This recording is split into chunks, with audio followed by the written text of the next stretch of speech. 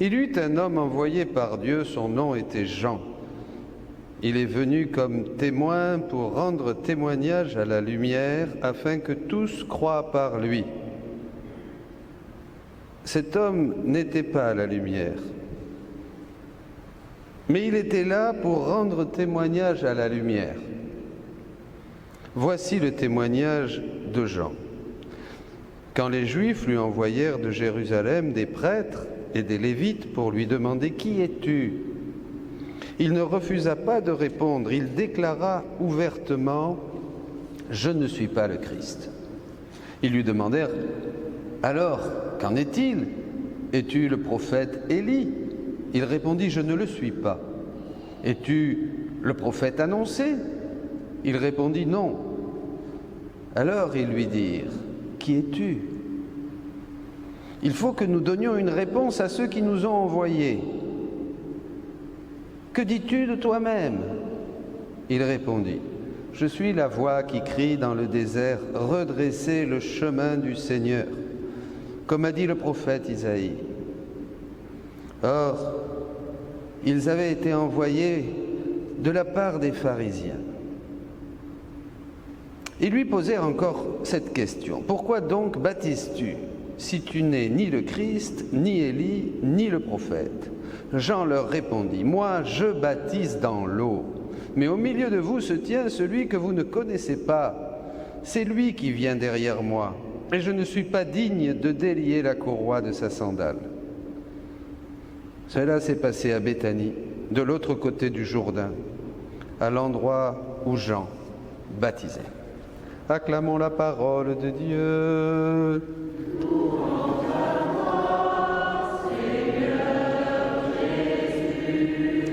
Alléluia, Alléluia, Alléluia, Alléluia, Alléluia, Alléluia, Alléluia.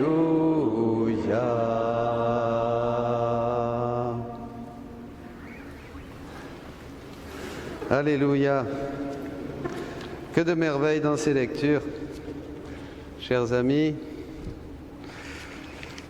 Mais d'abord, je reviens juste un peu en arrière, hier. La fête de Notre-Dame de Guadeloupe, la reine des prophètes. Comme Jean aujourd'hui, mais bien plus encore. Vous savez que grâce à cette apparition de Marie, il y a plus de 500 ans, où l'image de la Vierge s'est imprimée comme une photo sur le petit poncho de Juan Diego, tous les Indiens d'Amérique latine ont accueilli la foi. Ce n'était pas suffisant, les quelques franciscains qui venaient avec ces gros bateaux pour prendre l'or pour la couronne d'Espagne. C'était pas très crédible comme message. Mais là, quand la Vierge est apparue, en ayant toute leur croyance, toutes les étoiles qu'ils contemplaient, voyez, et puis ici le signe qu'elle était enceinte, voyez, alors là, ils ont cru, et l'Amérique est devenue chrétienne.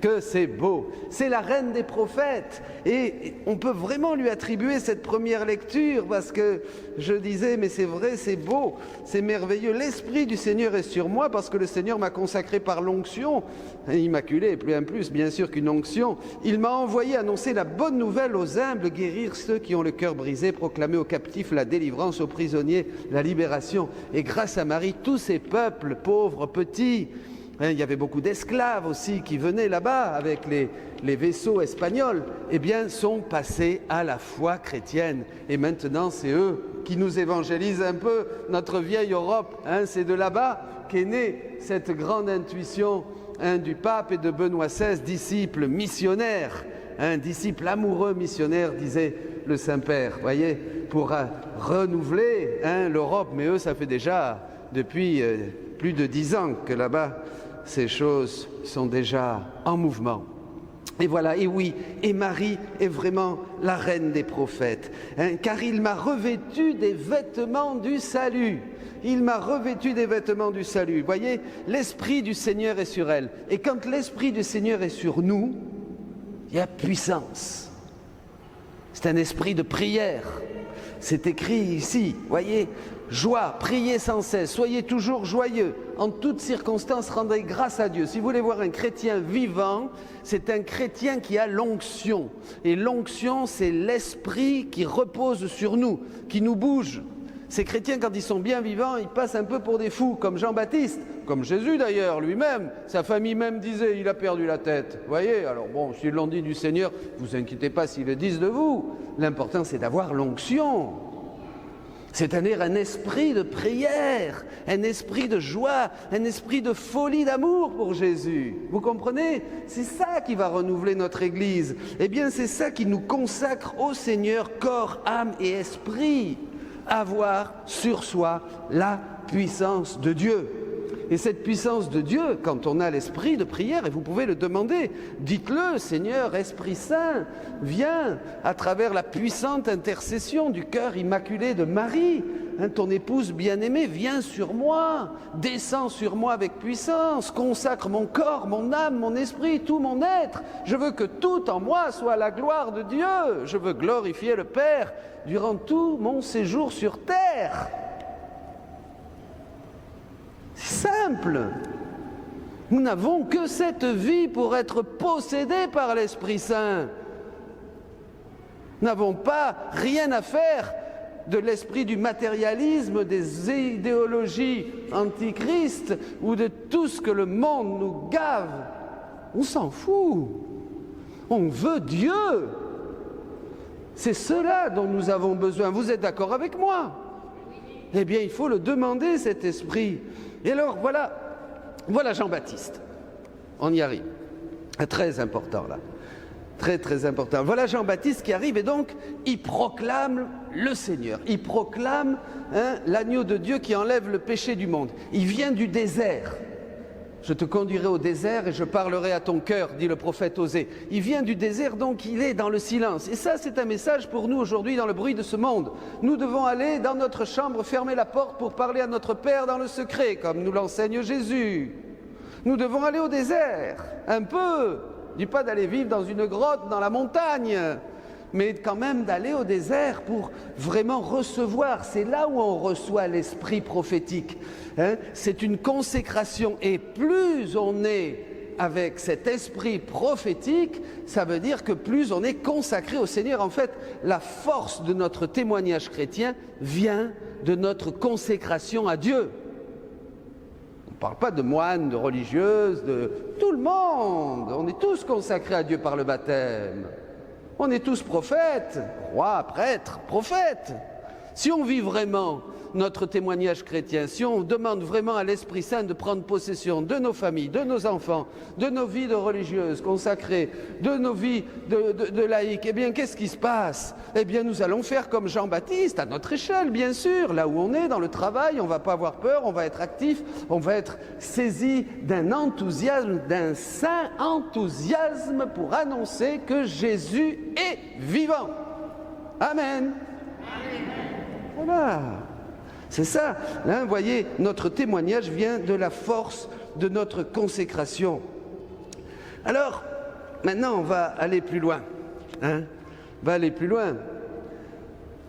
Parce que tout s'accomplit aujourd'hui. Vous voyez, dans l'Ancien Testament, Jésus était annoncé par les prophètes. Depuis Abraham. Depuis même le livre de la Genèse, dans les patriarches. Jésus était annoncé par les prophètes, par Isaïe, par Jérémie, et le peuple, à force d'entendre parler d'un Rédempteur, d'un Messie, avait déjà dans son cœur quelque chose. Vous comprenez? Ça veut dire que Jésus, d'abord est conçu dans les prophètes. Je vous disais au début de la messe, ce que vous chantez avec le cœur et avec foi se fait chair en vous. Ce que vous écoutez, ce qu'ils écoutaient quand ils entendaient parler du Rédempteur, du Messie, du vainqueur, du fils de David, etc., ça faisait que Jésus était déjà conçu dans leur esprit. Vous comprenez? Et oui, si je vous dis quelque chose, vous allez croire en ce quelque chose et ça va faire son chemin en vous. Eh bien, c'est ça. Jésus dit à Louisa qu'il voulait d'abord être conçu dans le cœur des prophètes et que les prophètes, de bouche à bouche, en partageant à tout le monde, bien sûr, puissent donner un message qui faisait que Jésus était aussi conçu en vous, en toi, en moi, en tout le monde, dans tous ces gens. Donc, qu'est-ce qui se passait? Le peuple a commencé à parler de ça. Il parlait d'un Rédempteur, il parlait d'un Messie, il parlait d'un Sauveur, il parlait du fils de David, il parlait du descendant de David, et ils en parlaient, ils priaient, ils attendaient. Et voyez, tout ça jusqu'à la dernière reine des prophètes, la Vierge Marie, qui par sa pureté, ayant en elle la vie et la divine volonté, bien sûr, a fléchi le cœur de Dieu et a permis au Verbe de se faire chair. D'accord? Voyez comment ça marche? Ça marche comme ça. C'est extraordinaire, le rôle des prophètes. Et c'est vous, c'est nous les prophètes. Jean-Baptiste avait l'onction, il avait la puissance du Saint-Esprit. Si vous recevez cette onction du Saint-Esprit dont nous parlons, eh bien qu'est-ce que vous faites? Vous allez être rempli d'un esprit de feu, d'un esprit de prophète, et vous allez parler à tout le monde. Vous allez donner un livre, vous allez faire ceci, et tout le peuple attend. Et enfin vient la promesse, par la Vierge, bien sûr. Mais elle vient parce que le peuple est prêt. Mais aujourd'hui, mes amis, c'est la même chose. Et c'est ça qui est très important. Jésus fait couler de bouche en bouche le Verbe pour qu'il vienne sur terre. Voyez? Et Jésus fait couler de bouche en bouche, il fait parler pour que le règne de la divine volonté s'établisse dans les cœurs. C'est la même chose.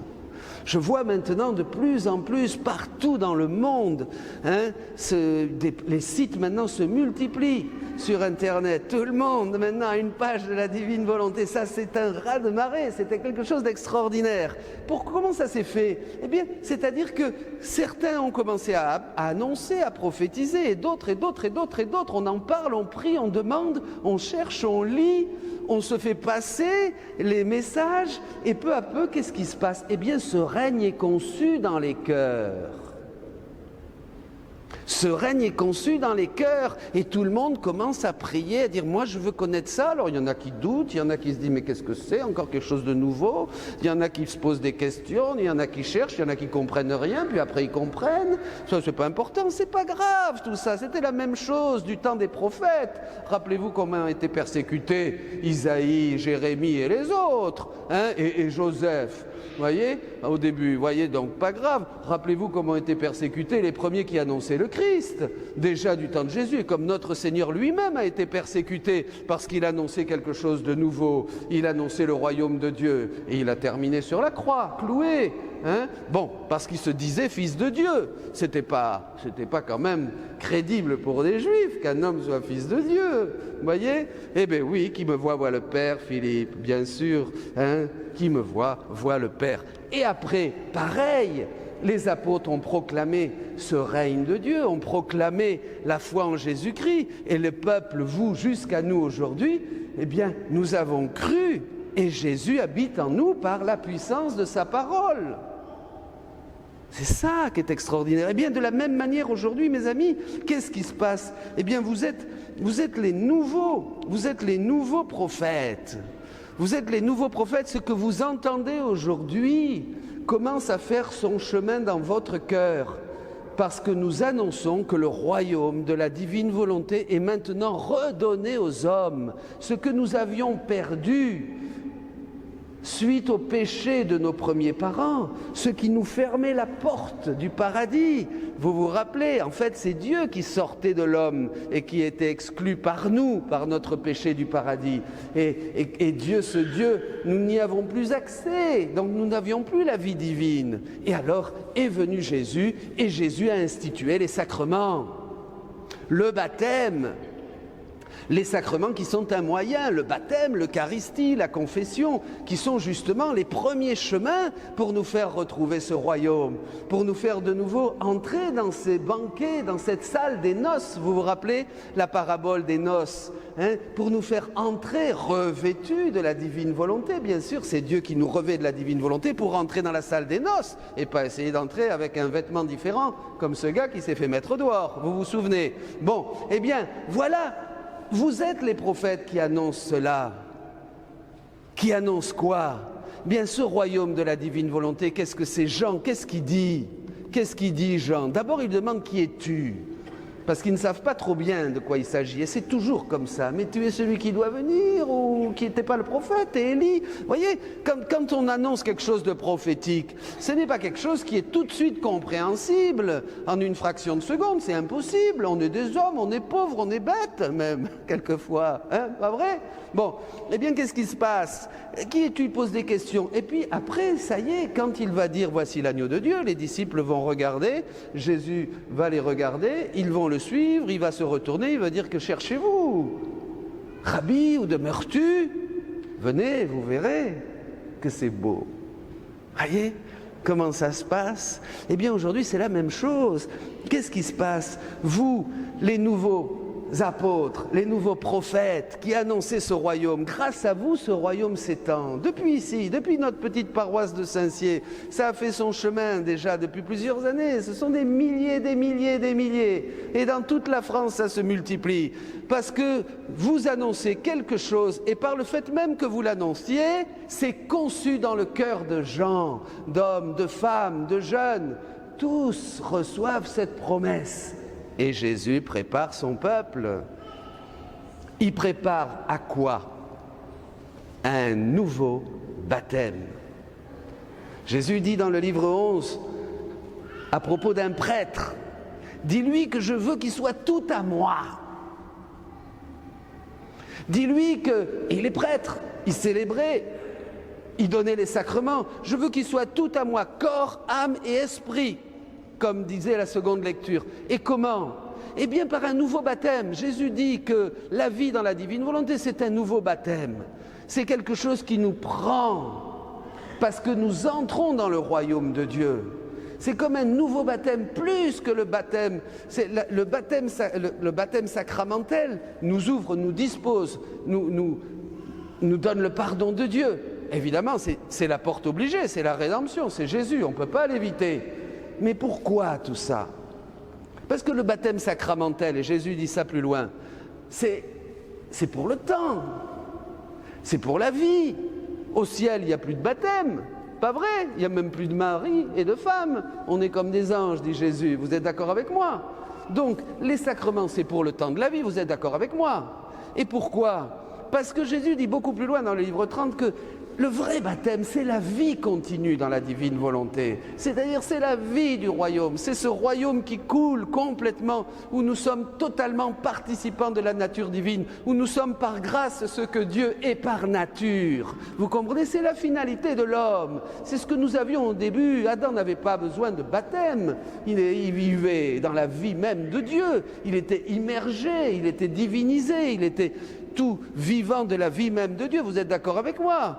Le baptême sacramentel n'est venu que suite au péché originel, et après à tous nos péchés personnels, bien sûr, et aux péchés de l'histoire des hommes. Mais d'abord, il a fallu nous éduquer, il a fallu la loi, parce qu'on était des vrais barbares. Il a fallu la loi, les prophètes, Marie, qui a fléchi le cœur de Dieu, et enfin le Verbe s'est fait chair. Et là, il a fallu nous nourrir de la parole, de la chair, du corps, du sang, du Christ, le Rédempteur, le chemin, la vérité et la vie. Et recevoir tous les sacrements. Jésus le dit, j'ai institué des sacrements, j'ai fait tout ça pour que vous ayez ceci. Pourquoi? Pour entrer dans le royaume, dans la vie du ciel. Ça te paraît peu de choses de vivre déjà la vie du ciel sur la terre? C'est ça, mes amis. Voyez, regardez cette beauté de la parole de Dieu. Regardez comme cette lumière Et aujourd'hui, je parle à vous tous, ici, ceux qui écoutent, les prêtres, les évêques, annoncez le royaume de Dieu. C'est maintenant, à temps et à contre-temps. Vous concevez, vous faites que ce royaume de la divine volonté que nous avons perdu soit de nouveau conçu dans le cœur des fidèles, dans le cœur des chrétiens, dans le cœur des baptisés, dans le cœur de notre Église. Et ça fait son chemin, et de plus en plus des groupes de prière, des groupes d'intercession, le livre du ciel circule et les gens se préparent à cet avènement. Jésus a dit, ma divine volonté renouvellera mon Église et toute la face de la terre. La nouvelle Pentecôte, le triomphe du cœur immaculé, c'est ça, c'est ça. C'est ce royaume, allez-y, ouvrez-vous, lisez, nourrissez-vous, laissez-vous visiter par cette puissance. C'est un nouveau baptême, c'est une nouvelle onction qui descend sur vous. Vous allez être complètement renouvelés, plein de joie, vous allez prier sans cesse, soyez toujours joyeux, priez sans cesse, rendez grâce au Seigneur. Tout ça est possible quand on vit dans le royaume de Dieu. Et pourquoi se priver de ce royaume ? Pourquoi continuer à dire « Qui es-tu ? Tu es celui, qu'est-ce que c'est ? C'est quelque chose de nouveau. » Pourquoi se poser des questions ? Il faut croire. La porte, c'est toujours la foi. Le juste vivra par la foi, dit Romains 1. C'est toujours la foi. Il ne faut pas... Nous, on voudrait, surtout en France, où on est très cartésien, on voudrait d'abord comprendre et après je vois si je crois. Mais c'est pas ça, il faut un cœur d'enfant. Commencez par croire. On ne vous annonce pas des bêtises. Parce qu'il y en a qui discutent, on ne dit pas des bêtises quand même. C'est pas possible ça. Il faut tout simplement ouvrir son cœur et commencer. Lis et crois. Eh oui, que c'est beau mes amis. Eh bien, rendons grâce à Dieu. C'est le message d'aujourd'hui. Allez, je vous lis quand même un petit texte parce qu'il est tellement beau. Et c'est une missionnaire qui me l'a envoyé. Ma fille, lorsqu'un bienfait est universel et qu'il doit et peut apporter du bien à tous, il est nécessaire que des peuples entiers, sinon tous, au moins une grande partie, connaissent le bien qu'ils doivent recevoir et que par des prières, des soupirs, des désirs, des œuvres, ils demandent un bien si grand, de telle sorte que le bien qu'ils veulent soit conçu dans leur esprit, leurs soupirs, leurs désirs et leurs œuvres, et même dans leur cœur, et c'est alors que le bien qu'ils attendaient si ardemment est accordé. Alléluia! La Vierge Marie, c'est elle qui est la reine des prophètes. Eh bien, mes amis, confions-lui notre cœur en ce temps de l'Avent, qui nous sépare encore de Noël, cette joie de ce 3e dimanche de l'Avent. Eh bien, consacrons-nous à la Sainte Vierge, demandons-lui qu'elle mette dans nos cœurs ses prières, ses désirs, ses soupirs, tout ce qu'elle désirait, elle qui était la reine des prophètes et l'aboutissement de toutes les prières de son peuple Israël. Demandons à la Vierge Marie de mettre son cœur dans notre cœur pour que ce soit son cœur et le nôtre qui demandent à Jésus que vienne son règne, un nouvel Avant. Le Saint-Père, Saint Jean-Paul II disait l'aurore, une nouvelle grâce du Saint-Esprit, une nouvelle et divine sainteté. Demandons à la Vierge Marie, ne badinons plus, ne perdons plus notre temps. Le monde est en feu, comme disait Sainte Thérèse d'Avila. On ne peut plus perdre du temps avec des choses de peu d'importance. Regardez ce que l'on vit. Demandons à Marie sa prière, sa bouche, ses lèvres, son cœur, le cœur de Jésus, les bouches, la bouche, les lèvres, la prière de Jésus, les réparations de Jésus. Parce que nous sommes à lui, il est en nous et nous sommes en lui. Et le royaume vient. Ce que je vous dis fait venir Jésus et son royaume au milieu de nous. Croyons et nous vivrons, comme disait le prophète. Amen, alléluia.